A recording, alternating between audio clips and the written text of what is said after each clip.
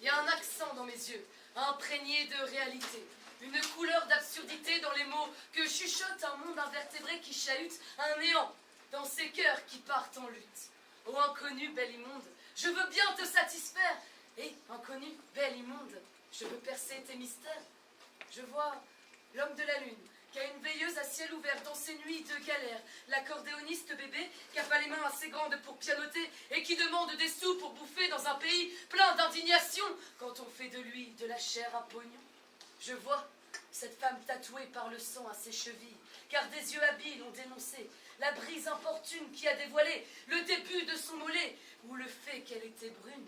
Celle-ci est reniée, car elle a osé, insoumise, avouer les coups, faire ses valises pour que sa fille ne croie pas qu'il faut se taire dans ces cas-là, sans qu'il se vautre pour qu'une autre devienne objet. Il y a celles qui ont posé l'échelle, gardiennes des luttes ignorées.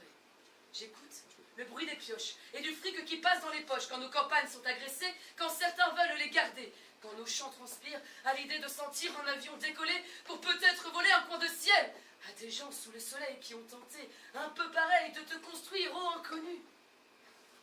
Je sens l'angoisse quand on parle de ceux qui font l'impasse sur l'essence, où l'existence a déserté, où ils préfèrent se sacrifier contredisant leur vérité.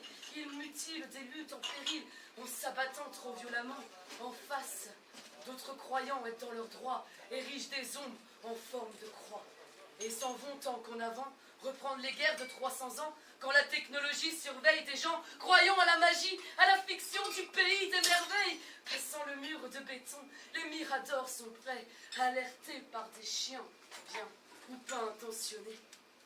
Autre pays, où pervertissent des idées de possession, où régissent des fous qui ont perdu de vue leurs ambitions trop hautes, qui se créent des apôtres et réinventent les scènes afin de construire une veine artificielle et armée.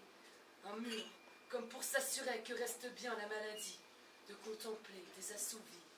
Un mur, comme page d'illustration, que l'humain reste rébellion. Il dessine des clés afin de briser les serrures de deux mondes à la fois. C'est parallèle qu'avancent leurs pas.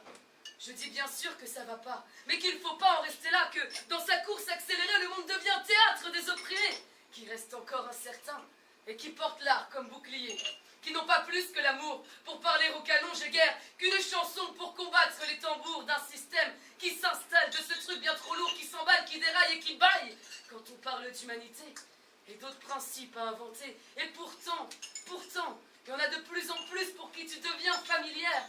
Ô inconnue, porteuse d'ondes, tu fais de nous des artistes. Ô inconnue, bête féconde, on te crée, on te lutte, on t'existe.